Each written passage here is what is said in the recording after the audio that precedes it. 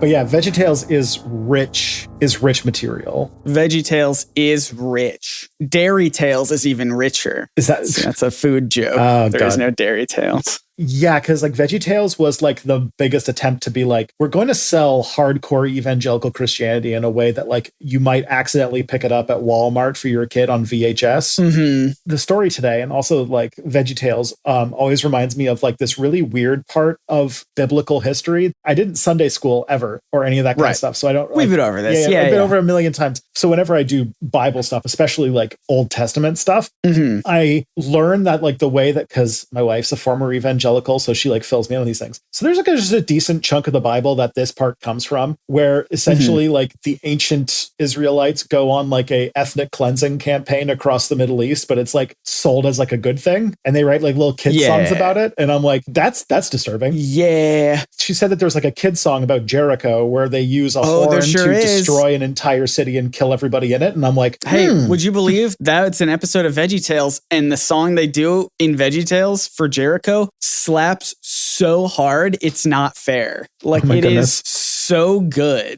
We are definitely going to end up doing a Jericho episode because Jericho feels very high on like, it was aliens. It was an alien horn that took down the walls. It was an alien horn that blew it down. Did we cover that a little bit in the Ark of the Covenant episode? I can't remember. I don't know. You did that one. Who knows anymore? There's also like the Noah's Ark story is turned into this like, you know, oh, like look how cute. Look at all the animals on the boat and all this kitty stuff. And I'm like, oh, it's about a time where God decided he fucking hated humanity and destroyed most of it. And I'm like, oh, yes. Interesting. Yeah. Except for the good people, except for Steve Carell and his family in Evan Almighty, the sequel everyone was asking for. I remember in VeggieTales that they did a David and Goliath story, and this is where VeggieTales really like implanted itself into my brain. Implanted itself because they're vegetables into my brain, because the way that David uses a slingshot to defeat Goliath, that's canon, that's in the Bible. But the way they portray it in VeggieTales is that Junior, who is David, throws a rock at Goliath, and it just sort of like clink, bounces off his head, and he's like, oh, and he collapses. And like for the longest time, I thought that just like slingshots were just like you throw a rock and it hits someone in the head and they just sort of pass out, until I grew up and I realized that slingshots are like incredibly violent weapons that will just absolutely destroy you. Yeah. If you get hit in the head with one. I'm pretty sure he used a sling in the Bible, and slings can also like you can whip a rock so fast you could like crack someone's skull open with that. Oh my gosh. Is there a part where Junior also takes out a sword and cuts off Goliath's head? There is not that part. They left that part out. I remember my experience with VeggieTales, which will surprise literally nobody, is they had a very extended parody of Star Trek where they called Scotty Scooter. Yes. I think Popcorn was involved at some point. And I remember there was a recreation of David and the Lion's Den, because that is the only David and the Lion's Den story that I actually know, because I have no idea what its biblical context is at all. Fair enough. Yeah, there's so much of VeggieTales that is just in my brain forever. And we're not going to talk about any of it today, because we're going to talk about aliens. We are going to talk about David and Goliath on this here podcast. This is a podcast, everyone. Thanks for listening. Oh, I forgot. Yeah, it's a podcast.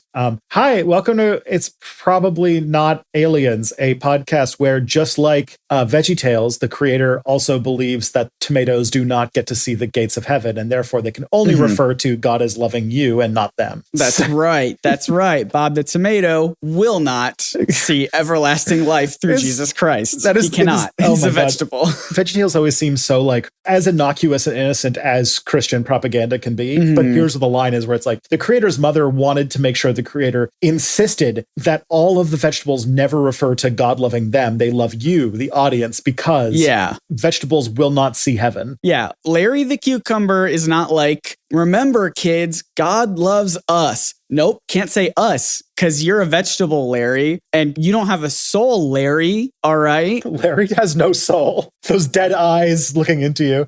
Larry has no soul. He only loves the children and the people watching the cartoons. He does not love... How sad is that? If you translate that to real life, imagine me, a human, going around and being like, remember everyone, God loves you, but not me, but not me. He does not love me, but he loves you. That's sad. If you love all that, then boy, have we got a show for you.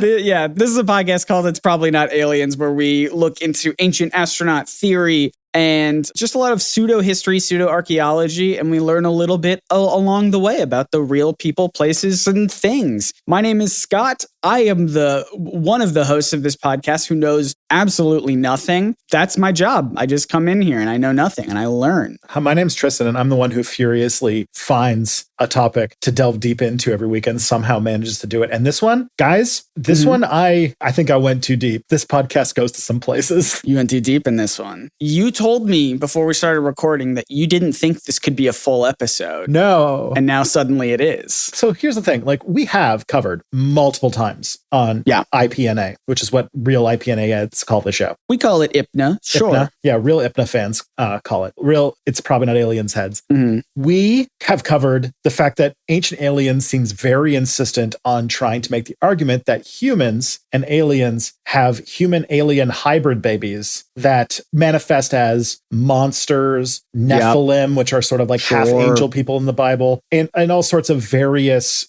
demigods, maybe. Yeah. All those kinds of things, even some actual gods, like we talked about last week, how they believe that Krishna was like maybe an alien. Oh, yeah. And so this comes up a lot. And this is likely because it features in a lot of UFO abduction narratives, because a lot of it has to do with bodily violation and et cetera, et cetera. They love this stuff. Ancient aliens fans or just alien conspiracy theorists, they love this idea of human-alien hybrids. They can't get enough of it. Yeah, so Goliath came up in the previous episode of Ancient Aliens. And I was sitting on this for a long time being like, I don't think we need to do this because we're going to retread a lot of ground. And then I realized that talking about the real history is an important part of it. And also, I can finally give full time to just kill this idea of humans interbreeding with aliens. Like 100%. Okay. You're calling your shot real early. You're saying this is the last episode of this podcast that we will do about alien-human hybrids is what you're saying. I'm not saying it's the last one. I'm saying that I'm finally going to confront this idea that I've always just been like, it's ridiculous. Why do we even address it? And I'm going to be like, fine. I'll address the weirdness. Do it.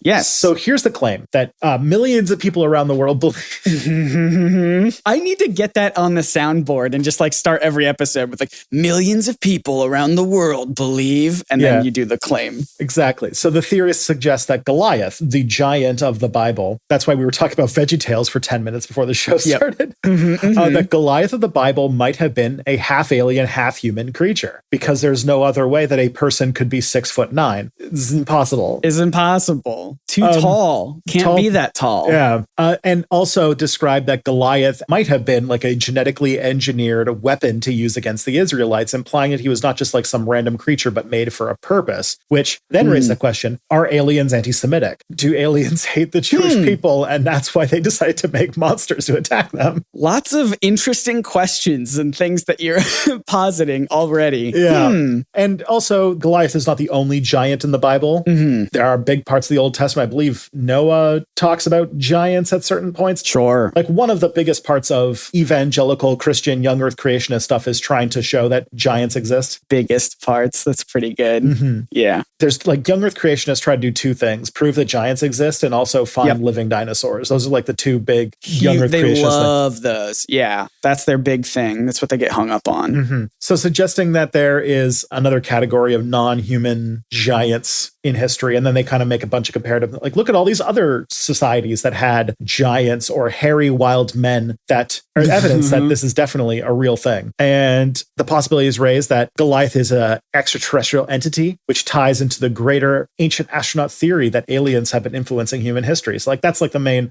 shtick. Yeah. You've heard it all before, folks. We've heard it before. Unless this is your first episode, then that is ancient astronaut theory, which I guess we should reiterate sometimes because any episode could be someone's first episode. But ancient astronaut theory is basically the idea that extraterrestrials, aliens, have come to Earth in our past and have been meddling with history in one way or another. Yes. And if this is your first episode, I promise we don't talk about VeggieTales this much. No, we keep our VeggieTales talk to a minimum. Yeah, that's just before Tristan and I start recording. We get it all out. We try to anyway. Before we start recording. Yeah. So that's like the main thing. So today we're talking about Goliath, which, by the way, one of the coolest names in the Bible. So cool. So it's like a name that became a term, right? It's which the Bible is full of, but I feel like Goliath is literally a huge one where it's like now Goliath just means giant, basically. Yeah. A few of my favorite references is the Goliath, which is a D&D race that are sort of like half giant people, which fits. Ooh. The other is some of the older folks. I say older folks, people born in the 80s who were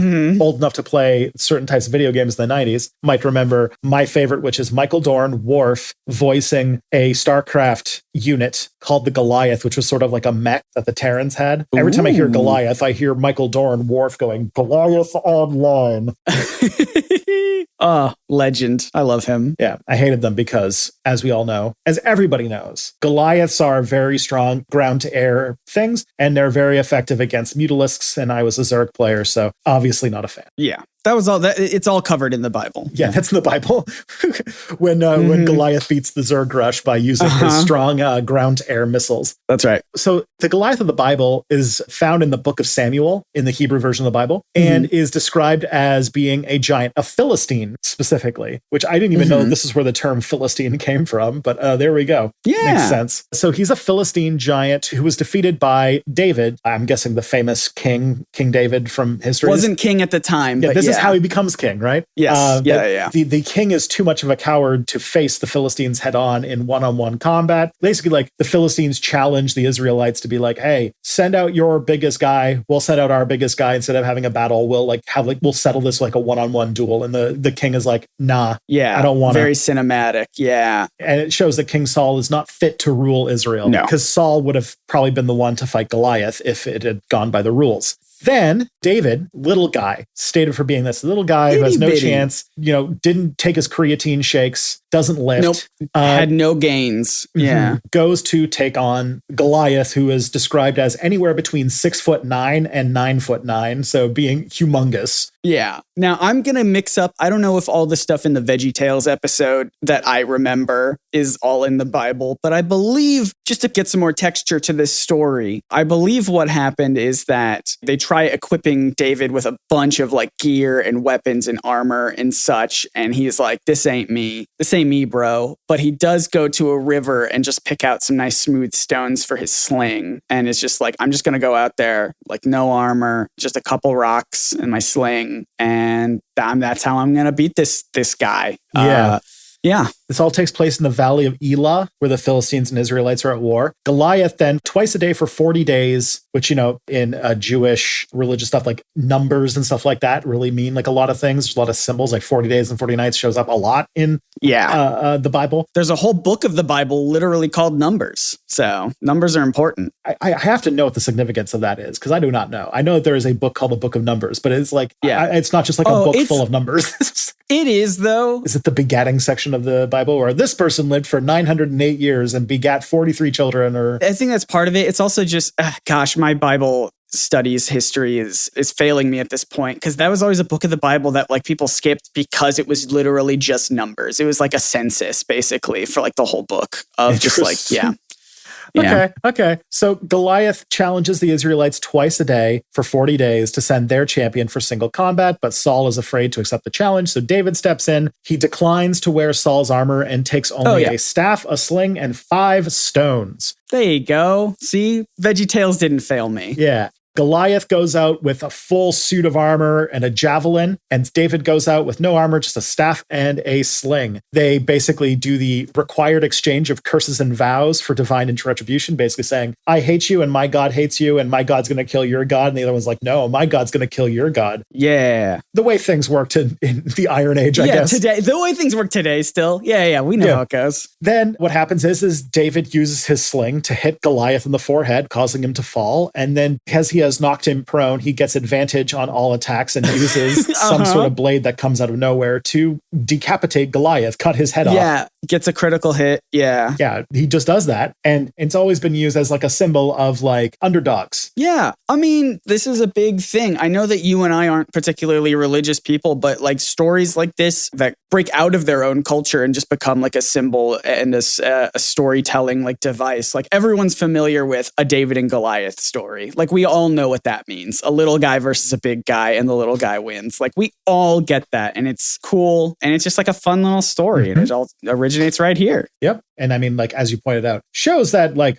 brain over brawn, or what's the term that Lex Luthor uses? Mind over muscle or whatever. Oh, sure. Anything like that. Yeah. But as you showed, having a whip-strong accuracy with a sling is way more deadly than being a big guy with a sword. Yeah. Like a sling can very easily just destroy somebody's skull and kill them instantly. But either way, the Philistines losing the combat flee. The Israelites follow them. David takes Goliath's armor and his head and is introduced to King Saul as son of Jesse the Bethlehemite, and I guess becomes king of the Israelites. And that is how King David, I guess, a very big and important king in the Bible, happens. Yeah. And he's just a guy. And then suddenly, boom, king. And Michelangelo decides to make a statue of him. Or is that a different David? Is there multiple Davids? David. This is like the big David. I don't think there's another David. What is the Lion's Den David? Is this the same David? David. No. Maybe there are multiple Davids. Okay. This is one of the Davids. No, the Lion's Den is Daniel, not David. Daniel. Oh, right.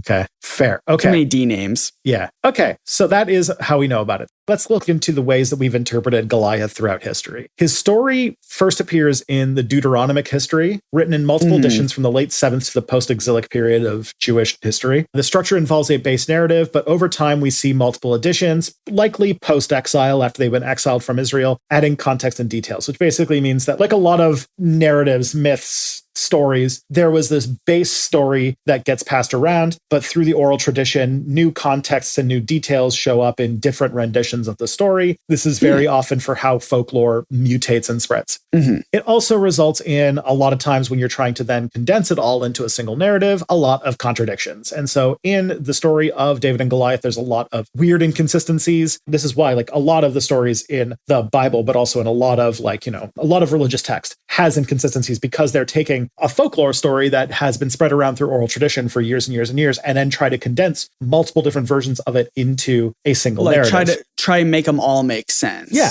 Like a good example would be, if you want to show, is the New Testament versions of the Bible, because if I recall correctly, several books are the same story written from different perspectives, and there are lots of different details and inconsistencies between them. But what it does is it shows like probably how the Jesus narrative had evolved and what the different versions of it were at the time when people were writing all sorts of different narratives. And then when the Council of Nicaea decided which ones were going to be official or not.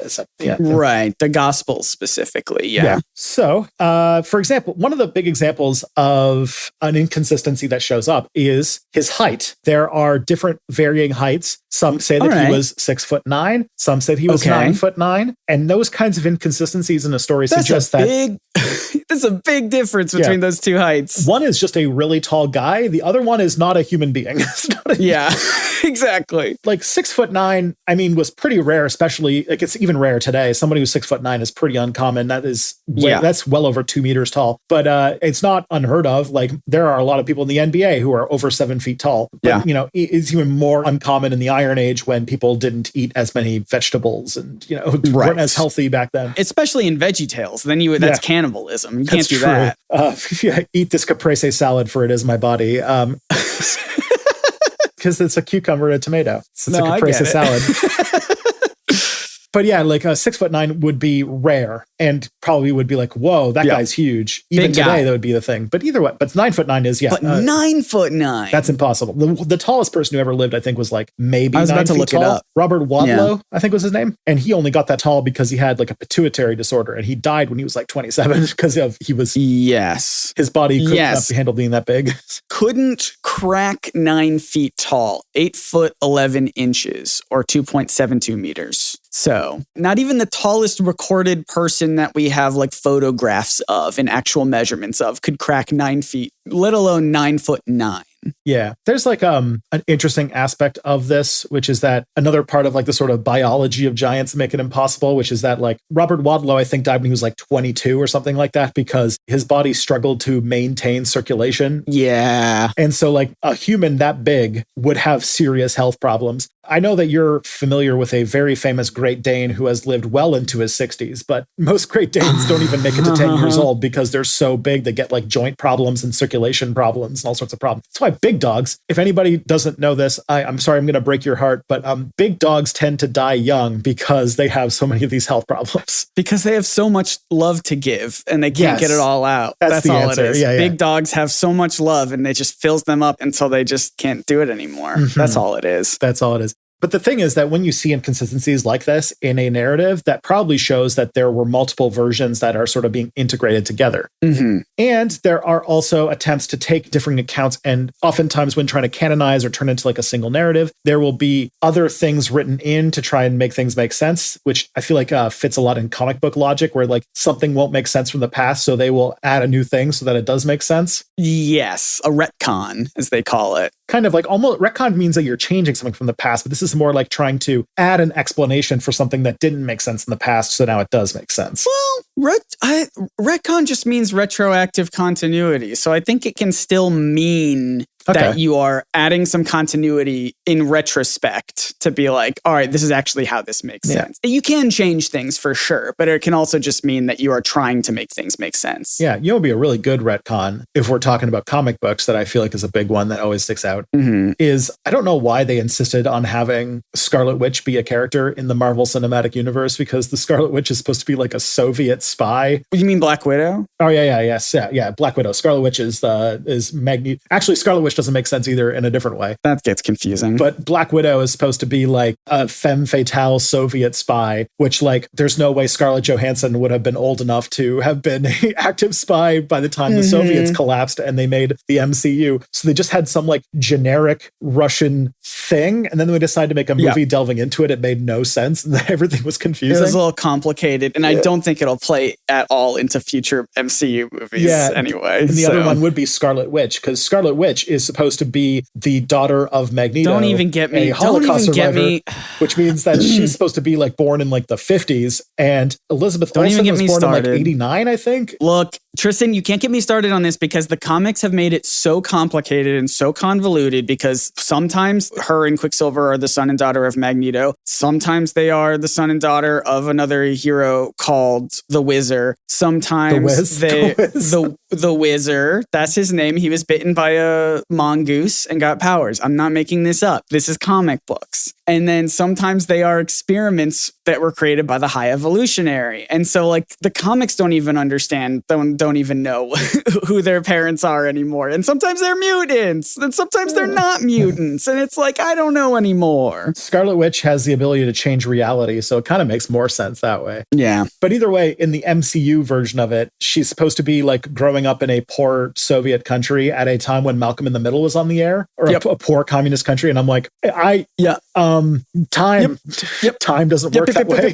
It's complicated. So it's like in the MCU, did the Cold War last like a lot longer than it did here because the Soviets were still around in the early 2000s? Still happening. Hasn't ended yet. Still happening. And that's one of the challenges when you're trying to adapt characters you designed in the 1960s to take place like 50 years later. The only good one they did, Captain America, because it still fits. World War II, sure, frozen in time. This time he wasn't frozen for 10 years. He was frozen for 70 years. Even better. No notes. It's good. And I feel like Iron Man makes more sense. Yeah, that's true too.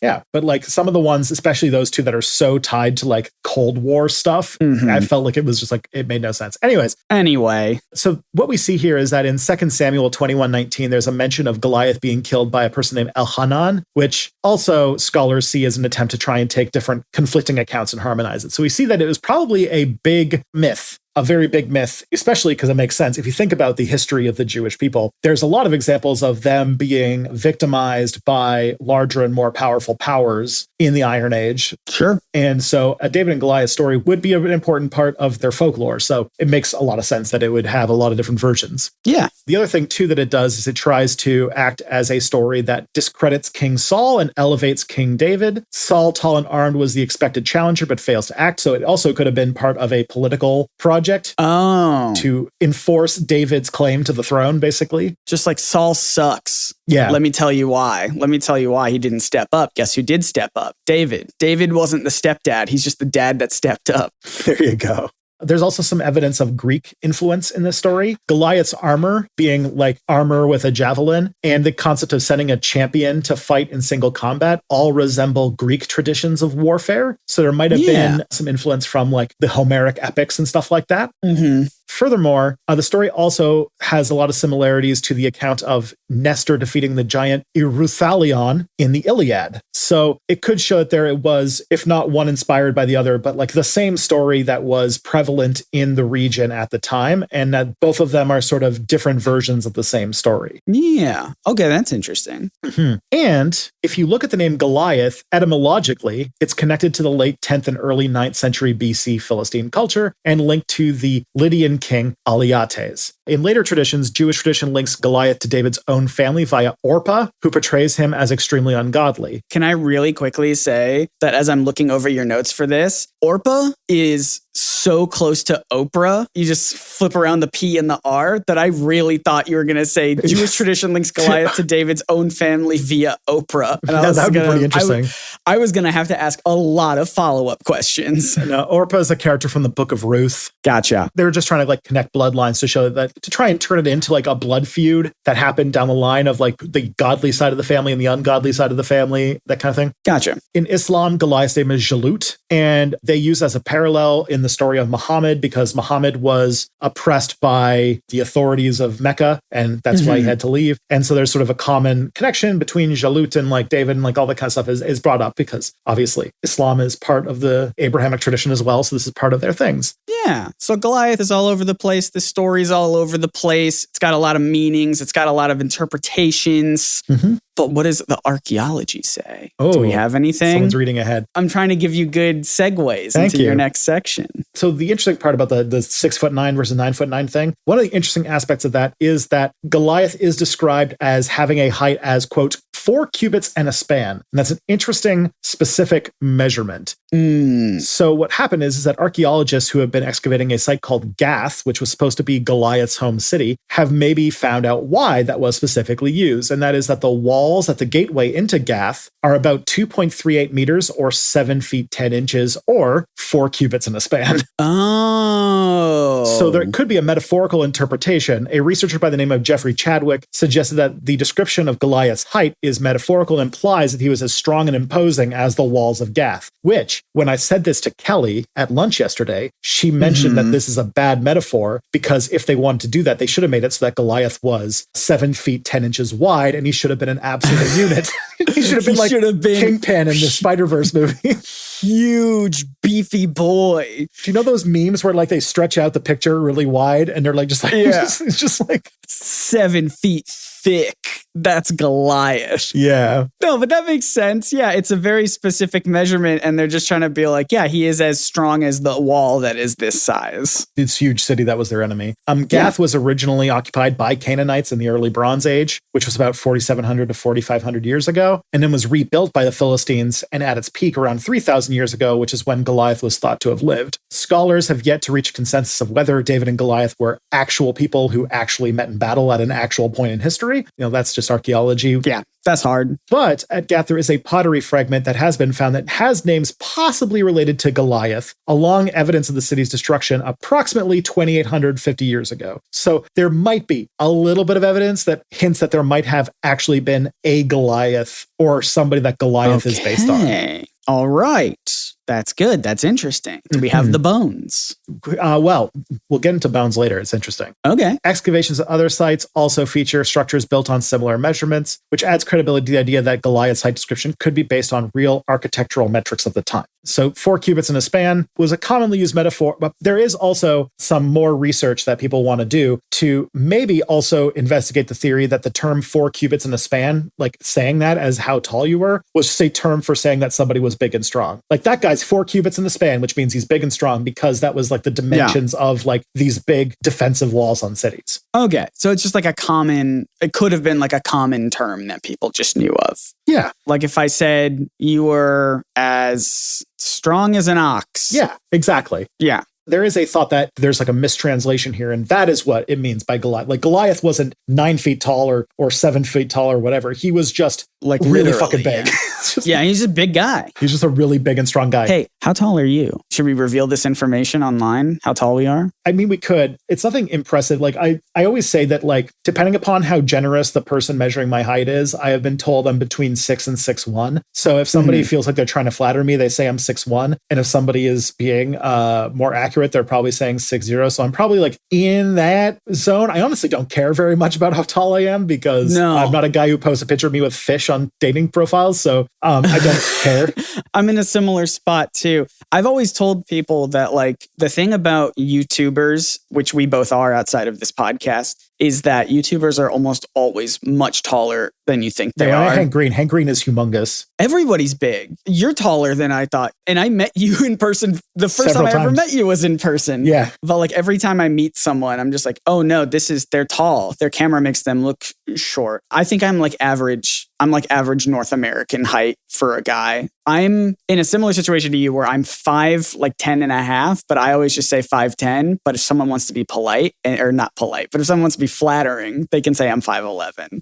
But I always just say I'm 5'10", which I think is like pretty average for a guy. But as per our talk about big dogs, actually, being shorter is actually better for your longevity anyway. And now this is like a really wacky thing, but there is like a group of people who have thought that one of the ways that we could improve society by like changing our like resource use and all that kind of things is to genetically engineer humans so that we all are really short, so that there's like less resources per person, and like interesting, we would live longer because shorter people tend to live longer. We can all be short kings. Was David the original short king? There you go. That's the title of the episode. David's the short king, the OG short king. So that is like the main story of Goliath, the character, the myth, the figure, the idea of what David and Goliath mean. Now, let's get into the idea that... Yeah, you promised me something at the beginning of this episode, though, Tristan. You said you were going to officially debunk the idea of human-alien hybrids. Yes. And we've been talking about Goliath for a while, but we haven't gotten into the science of baby making yet. Yeah. So, and that's what I'm here for. Yeah.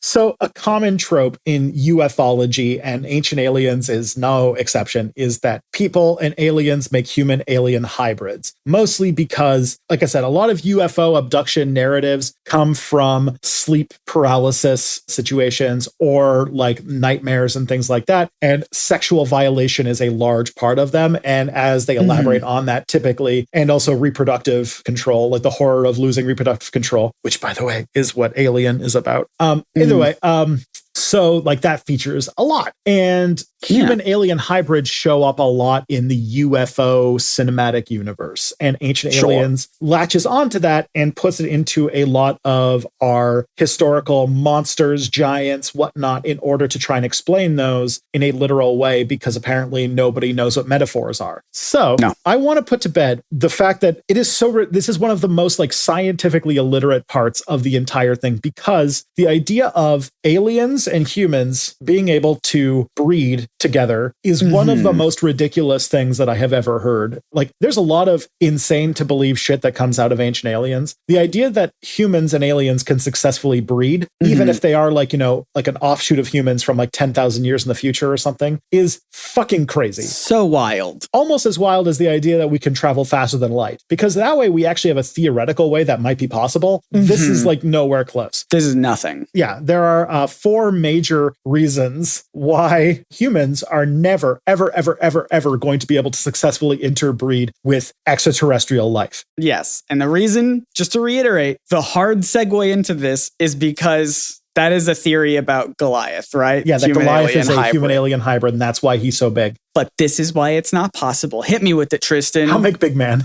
Yeah. How make big man? It's how make big rock, but how make big man?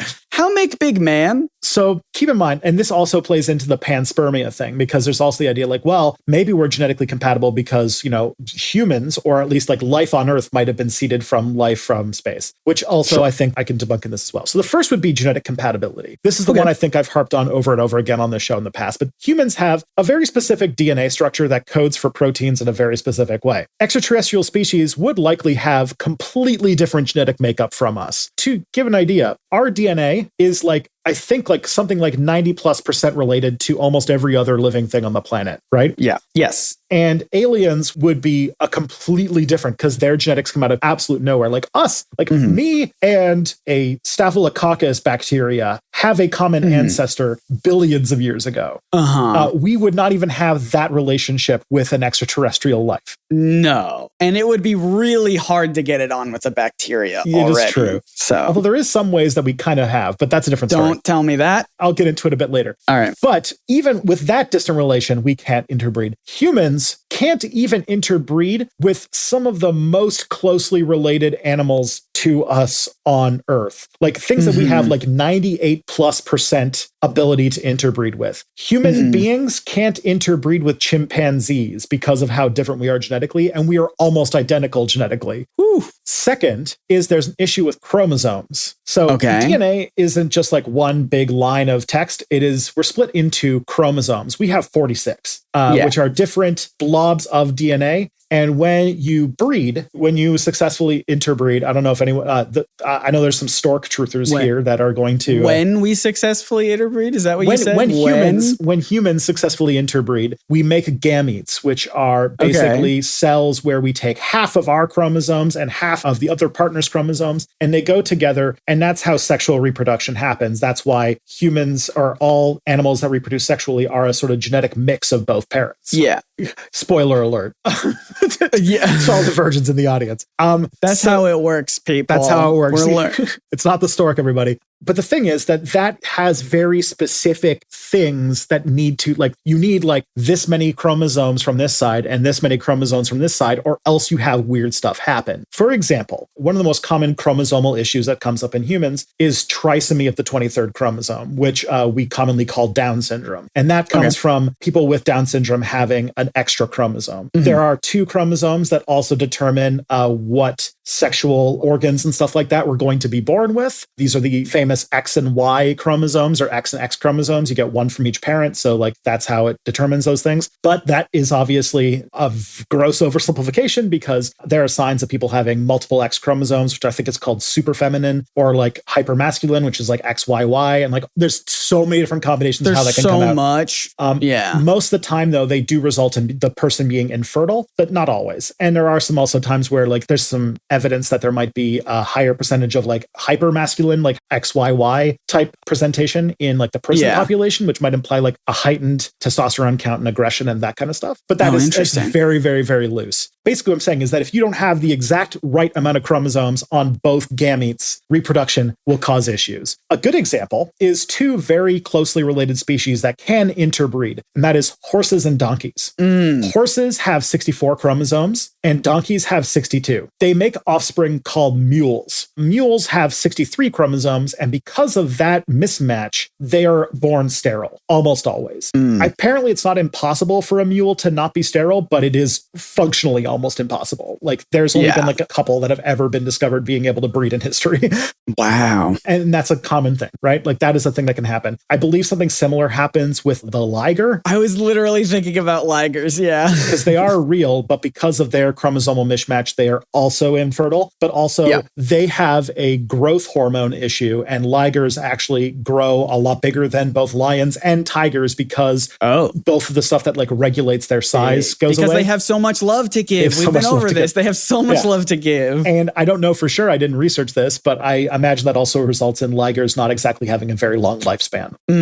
So that's one. That is the genetic reason. The second reason is there are issues with reproductive methods. So human fertilization has a specific mechanism, which is called sperm egg fusion. Okay. When a mom and a dad love each other very much, one applies sperm to an egg. The 2 fuse. That's the 2 gametes I was talking about, because a sperm cell is a male gamete and an egg cell is a female gamete. The 2 merge, and that is what happens to create new people through sexual reproduction. Yes. And obviously you're just making a joke about mommies and daddies loving each other. We're very inclusive on this podcast. Yes. It can be any gender of person as long as there's a sperm and an egg. I feel like that has to happen. When a sperm owner and an egg owner love each other very much.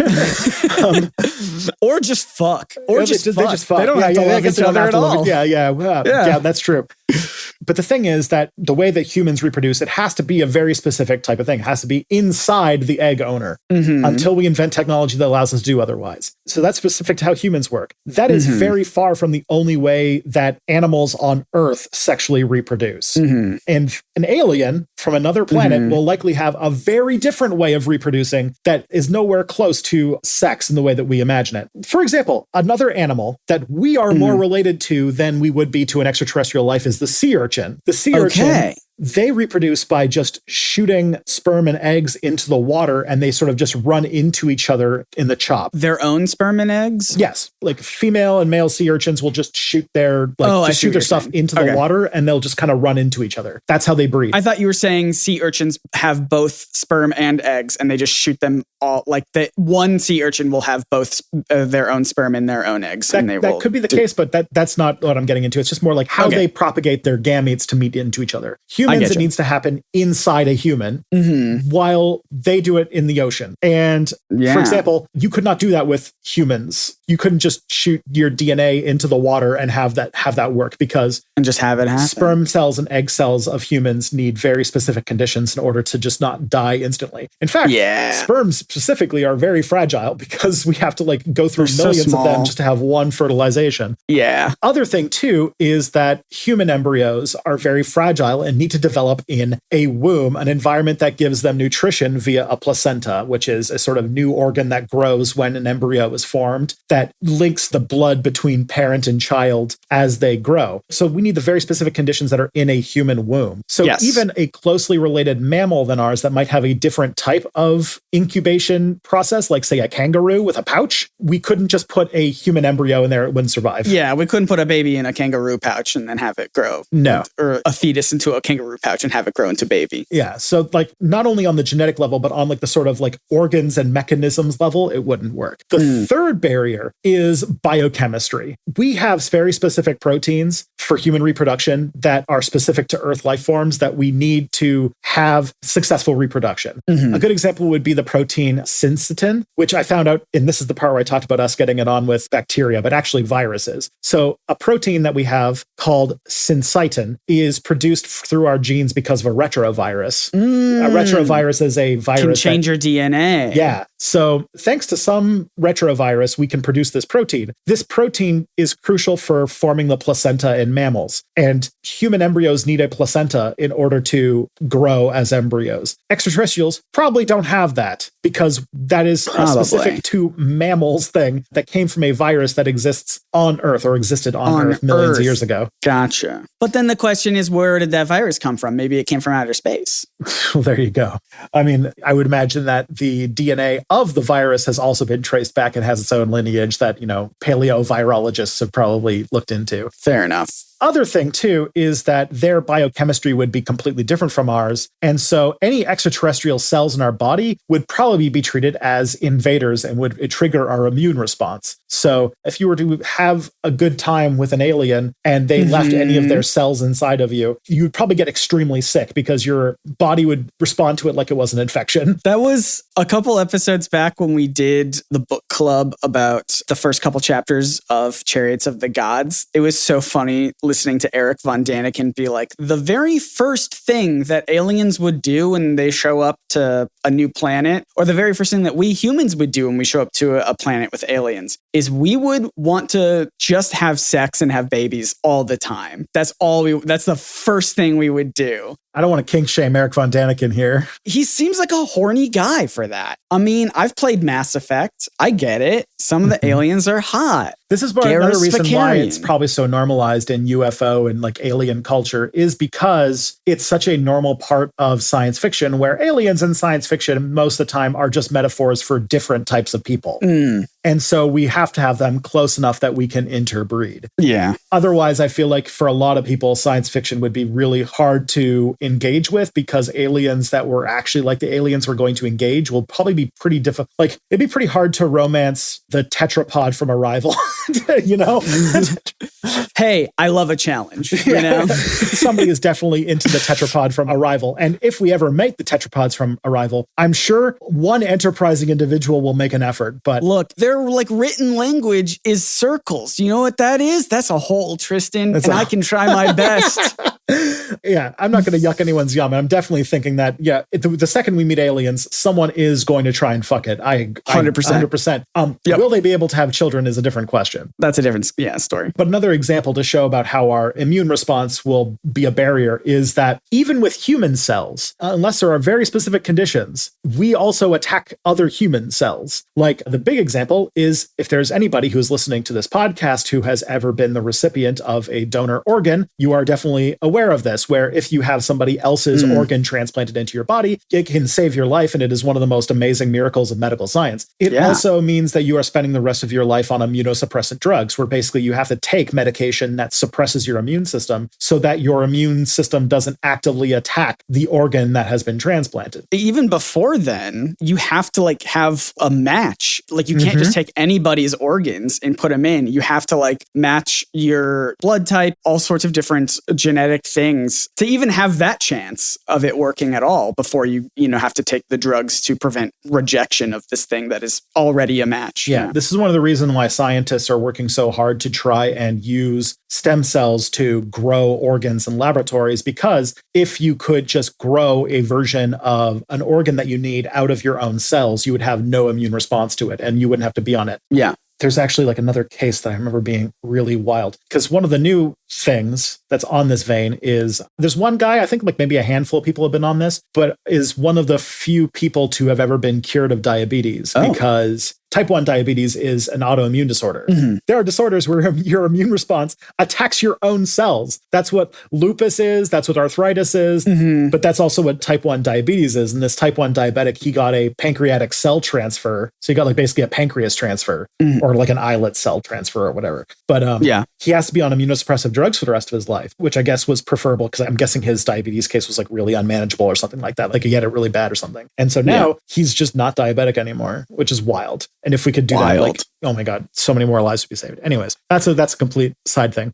The last is the environmental factors. And this is the part that we don't get to talk about that also comes up in UFOs, which is that aliens always seem to be able to breathe oxygen. Yeah, I was going to say, so you're talking about there's these 4 factors that would debunk this idea of interbreeding with aliens. And like the first 3 that we went over are very genetic, reproductive, biochemical stuff. This one feels like the most understandable for anybody. This is just environmental factors of alien life forms being able to survive in the same space as us, right? Keep in mind a couple things. Water, one of the most abundant molecules in the universe, but also in our ecosystem, is a very corrosive material. If you need evidence, just ask any mountain. Just ask any canyon. But the other thing is that like oxygen is a highly reactive molecule as well. And the idea that another alien intelligence that evolved in a completely different planet. Now there's, might be able to make the argument that like life will likely show up in planets that are similar to us, but that's not necessarily required. Sure. Like most likely life is going to grow up on a planet that is very different from the one we're on, which means that their environment is going to be very different. And evolution works where you become hyper adapted to the very specific environment you live on. So if we meet extraterrestrial life, it's likely going to require an environment that is highly different from the one that we live on, which means that us being in the same room together without like one of us being in a spacesuit might be impossible. Yeah. So we might not even be able to breathe the same air, let alone again, entrepreneurial, interesting spacesuit designers, I'm sure will make something interesting happen. But it does mean that there is another barrier to reproduction, like where those different entire biological trees would meet. One of the things that came to mind when I thought about this is like, technically, an extraterrestrial intelligence wouldn't be an animal. Like we would have more in common with a plant than we would with this alien life form. Another good example that you can even see on Earth is that about different environments on Earth. So even highly related species to humans, like fish that live in the deep sea, would have an adaptation to living under high pressure, which means like, for example, that picture of the blobfish, the one that looks like Ted Cruz? Yeah. The reason why the blobfish looks so ridiculous is because the blobfish has evolved to live at the bottom of the ocean with extremely high water pressure. It's squished. You take it to the top, it explodes because it evolved to live under extremely high water pressure. We evolved to live on the air pressure that is on Earth. If we get too much or too little, we either implode or explode. Just ask the people on the friggin' what's it called? The submersible from a few months ago. Is it? I don't even know if it's still too soon, but yes, yeah, for sure. But not only like those kinds of fish, but like there are bacteria on Earth. They're called extremophiles that live in extremely acidic environments or really cold. There's a species of worm that we found on Antarctica that if their temperature is brought above zero, they die, they melt because they can't survive in above zero temperatures. There are extremophiles that if they're taken out of like an extremely high acidity or high heat environment will die because they're not adapted to it. So on that note, can you imagine us being able to exist in the same space as these types of life and at the same time being able to create an organism between the two of them that could exist in either of those environments? I mean, it would be more likely that we just travel to another dimension of Earth that have humans. And like, that's more likely, I feel like, than aliens from a different planet and all this different stuff. Yeah, and even humans that have been separated from us along a long enough time scale will not be able to breed. I actually had this whole science fiction story idea for a long time that was called version mismatch, which was like kind of like where we started genetically engineering ourselves, but different capitalist brands started getting in on like things. So like everybody like, you know, you sign up for one of the different brands of packages of genetic enhancements, right? Like there's like a Coke and Pepsi of different genetic enhancements, but we find very quickly that Coke and Pepsi people can't reproduce together. And like, because the Coke and Pepsi of genetic packages of enhancements has resulted in us basically turning ourselves into different species because of a brand. Gosh. Anyways, we're running low on time, so I'm going to talk a little bit more about giants as an idea, because that also comes up, and there's some cool stuff here. Giants are a thing that do show up in comparative mythology all the time. Beings of immense size and strength. Most of the stuff in the West can trace its origins to ancient Greek mythology, but there's a lot of them. You know, there's Jack and the Beanstalk, there's Goliath, there's a lot of it. It shows up a lot in different myths. Even the Sasquatch in, you know, indigenous mythology is sort of that kind of thing. Giants, apparently, according to mythologists, symbolize the human body taken to an extreme, which is supposed to highlight our frailty and our mortality. They're commonly seen as antagonists, as a source of danger. And there's a lot of different versions like Fionn MacCumhail. I'm sorry to all of my Gaelic speaking friends in Irish mythology. And a lot of the ideas about where these things come from, there are two major theories about where the origins of these are. And I think they're both clever. One is what's called geomythology.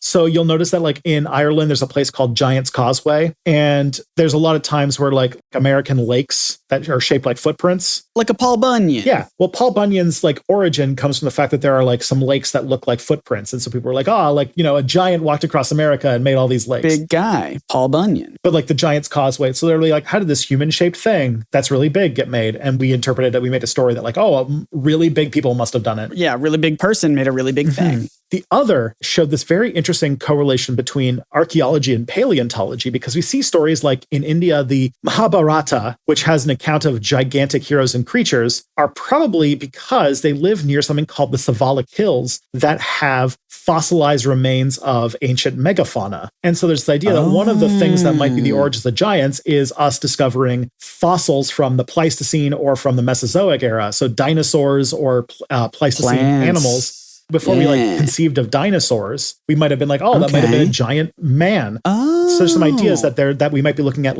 at myths about giants in certain places and their access to fossils of large animals. Right. We found big bones. Could be big person. Some writers like St. Augustine or Herodotus or Pliny the Elder have written about giants and speculated about their existence based on discovering what appear to be fossils from their writing. And that you see like academic discussions of giants in the Middle Ages and the Renaissance and early modern period, usually discovered by the discovery of fossils or like Pleistocene bones. Gotcha. So people just finding fossils and trying to make sense of it. Now, the reason why I like to address this, and this also speaks to the bigger thesis of this show, is that conspiracy theories like this and like these sort of like mythological things are not innocent. One of the problems is that conspiracy theories, like, you know, the idea that the aliens have been messing with history and we're, you know, historians are just trying to cover it up or whatever, are similar. Like conspiracy theories and far-right ideologies have this overlink that is this idea of a mythic core, a narrative structure that simplifies complex issues into digestible stories, which creates a kind of us versus them mentality. Like, you know, the historians, the mainstream archaeologists are trying to hold us back. Right. And conspiracy theories and in this case, this is kind of like an older one, but it can be used to have a sort of racial or ethnic undertone. This was definitely used to demonize Philistines back in the day, which aligns in modern day with the far right's focused on racial purity and racial supremacy, and creates a structural component that is inherently designed to be divisive and exclusionary. Also, they tend to require a permanent repudiation of disbelief, similar to an ideological commitment, makes individuals more susceptible to extremist ideologies as they've already been conditioned to reject the mainstream explanations. Yeah. Mainstream archaeologists will tell you that it's this, but ancient astronaut theorists have a different idea. Yeah. And if you're already primed to disbelieve mainstream archaeologists that you got into ancient aliens, it's not that much more of a mental leap to then get into like, well, I don't believe the mainstream people who say that there's no difference biologically between different races. Right. And you find yourself spiraling down into these extreme pseudoscientific areas. Both cultural theorists and the far right feel alienated from mainstream culture or politics because of their beliefs, which makes them more susceptible to alternative narratives that try to explain their disaffection, because in many ways, they also have an affinity for narrative form over substance. Narrative can be more influential than actual content, which is kind of part of how our brains work that we need to kind of fight. That's probably why conspiracy theories are so popular anyway, but they become a vehicle for ideological indoctrination, both on the far right and in conspiracy theories. This is why there's a large overlap between the far right and conspiracy theories. Right. And it builds a shared enemy. Both conspiracy theories like this and the far right often find similar enemies, such as global organizations, specific ethnic or religious groups, or governmental institutions that create a common ground to merge their beliefs under a single thing. So the Goliath story could serve to alienate individuals from mainstream religious beliefs, i.e. like, hey, Judaism is not, an actual story about the people who and their struggles and their God and all that kind of stuff. It's actually an alien. Their mythology is just aliens. Also, Goliath could be seen as a monster, but a monster who is specifically portrayed as a hybrid, as something that is mixed. And that is part of its evil, which could be twisted to serve around ideas of racial purity, and which is a concept the far right loves to get into. Like, the part of reason why these people are evil is because they're not pure. They're not pure. They're hybrids. They're mixed things, and that's bad. And I found that came out in this. I'm like, one of the parts I felt uncomfortable when they were talking about the human alien hybrids in such like a derogatory way is like, it's sort of like the way of talking about mixed race people. Yeah. And about like, white supremacy stuff. I'm sorry. You did a podcast with Tristan, the person who thinks about the far right constantly. No. That's,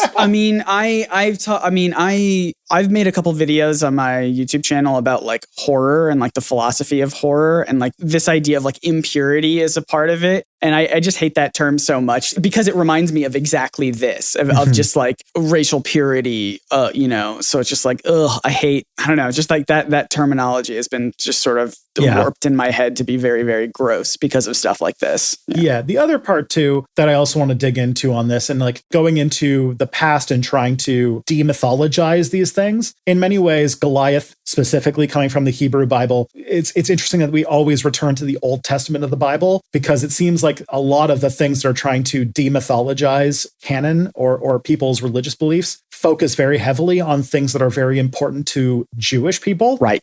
And one of my like things about conspiracy theories is that almost all of them go back to the Protocols of the Elders of Zion, which is basically like the beginning of modern day anti-Semitism. And that like any conspiracy theory, if you scratch at it hard enough, becomes anti-Semitism. It goes right there. Yeah. Like, think about this show so far, about all the Bible-based conspiracies we've done. It's always been Old Testament. I was running it back in my head because this is a really good point, because they will talk about stuff like the Ark of the manna Covenant, and the book that the Ark of the Covenant that contains the contract between God and man about how to live. The other one being, you just said, manna, the gift from machine. God that was designed to get the Jews through 40 years in the desert. Like, all of these very important for the Jewish identity. It's like Goliath, these are key parts of their story. Yeah. And so all of these things are like in Old many ways. Testament. Yeah. I'll be interested. They'll probably talk about the Gospels at some point, but it does seem interesting that so much of the ancient astronaut stuff focuses on stuff from the Hebrew Bible. And as we talked about, there's a lot of racist overtones in ancient astronaut theory, that a lot of this comes back to trying to delegitimize or demythologize Judaism. And that's yeah, that's a good point. I hadn't thought of that because I keep thinking of all the Bible stuff that they point to as aliens. And I think so far of what we've covered in the show, it's all been Old Testament stuff and not New Testament stuff. Mm-hmm. So that's interesting. That's a little telling. I successfully did the part where Tristan makes you sad. I think so. It's been a while. Yeah. But and so, yeah, when I said, I'm like, oh, I don't know if I have enough to do this show, then I ended up going like 15 minutes over time. But that's okay. I think this was worth it. I think we touched on a lot of really good points. Started with just a simple like, oh, let's talk about Goliath. And then we're just like, anyway, here's why aliens and humans can't have babies. And also why these theories are dangerous and bad, which I think is sort of the point of this podcast. It's like the deeper part. Like a part of it is having fun and teaching history. The other part is that these kinds of conspiracy theories, like my research outside of this podcast is very much tied to confronting the far right and far right narratives about history and conspiracy theories. I am learning, because my channel is definitely going in that direction, that conspiracy theories are integral to far right ideologies. And we find every time we dig into these, like, oh, here's where the Nazis are. Interesting. And so I think that it's also part of, well, this is a spice way to put it, but it is part of anti-fascist agitation to confront conspiracy theories. Yeah. Well, it's funny. We joked at the start that like,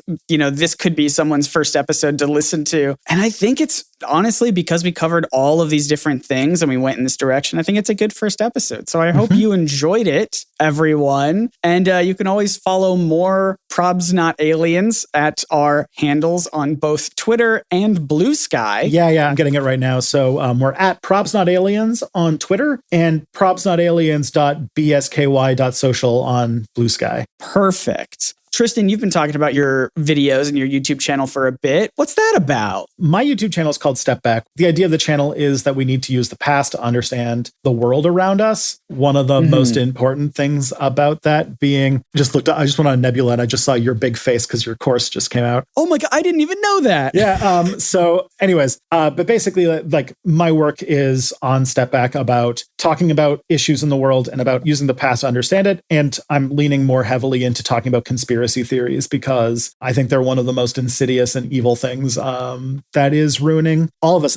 If I wanted to learn about whether or not Marvel stole Spider-Man's original costume, where would I need to go? Oh, that's a spicy one. That's so funny that you mentioned that because I made a video about that on my YouTube channel called Nerdsync. And it's a channel where I use comics and superheroes and cartoons and other fun stuff to teach about real world history, philosophy, culture, art. Mostly I'm just having fun at the moment. And that's a fairly old video, but it's a good video. I go into the theory, speaking of conspiracy theories, this theory that people have where Marvel may have stolen the original costume for Spider-Man. And I talk about stuff that might be true, stuff that might not be true. Not to be that guy, but what is the racial background of Stan Lee and many of the people who founded Marvel? They are, if you can believe it, all Jewish people. Interesting that there's a lot of conspiracies that they stole all this stuff. And that's interesting. Although, big twist, the person they may have stolen it from was a comic book creator who is also Jewish, who's very famous. And I'll leave you there. So go look that up. That's Nerdsync, Nerdsync. You can also listen to this podcast on Nebula, and that's just nebula.tv/probably-not-aliens. And ad-free, signing up ad-free. Early episodes when we get ourselves back in rotation. We'll get it back up, and it helps us out when you sign up with that link. It really does. So we appreciate that. And we appreciate everyone who writes reviews of this podcast on Apple Podcasts, as well as responding to the Q&As on Spotify. We keep getting so many of those. We should read them out on an episode. In fact, next time we do a Q&A episode, we should take some Q&As from Spotify. So ask us your Qs and stuff like that. And also just tell your friends about the show. Maybe send them this episode because it could be a good first episode. What do they call that? Like an onboarding episode in the comics. Yeah. Or send them, you know what? Tell us what your favorite onboarding episode is for your friends. What you think our best episode is so far for getting people into this show. Mm-hmm. But if you do tell your friends, a great place to send them is a very simple website called probsnotaliens.com. And maybe if enough people tell us what the best onboarding episode is, we can have that embedded on probsnotaliens.com for people to listen to. Nice. We'll see. Until next time, my name is Scott Nicewander. I'm Tristan Johnson, and the truth is out there. Probably Goliath Online.